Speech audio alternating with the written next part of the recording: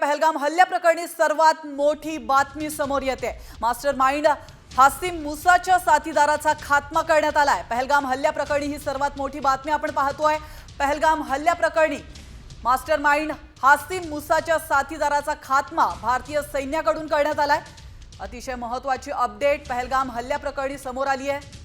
याविषयी अधिक माहिती देतात आपले प्रतिनिधी प्रमोद जगताप। प्रमोद, पहलगाम हल्ल्याप्रकरणी महत्त्वाची अपडेट, मास्टर माइंड हासिम मुसाच्या साथीदाराचा खात्मा करण्यात आलाय। नेमकं काय नाव आहे या साथीदाराचं आणि कशा प्रकारे त्याचा खात्मा करण्यात आलाय?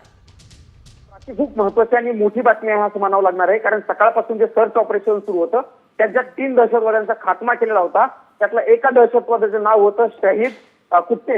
हा शाहिद कुट्टे लष्कराचा ऑपरेटर होता लष्कर ए तैयबाचा, आणि तो पहलगाम जे हल्ला झाला होता पहलगाम हल्ला त्याचा जो मास्टर माइंड होता हासिम मुसा त्याचा अत्यंत जवळचा साथीदार होता अशी माहिती समोर आलेली आहे। तर काही दिवसापूर्वी देखील या शाहिद कुट्टेचं शोपियानमधलं घर जे आहे ते सुरक्षा यंत्रणांनी पाडलेलं होतं आणि तेव्हापासून त्याचा शोध सुरू होता।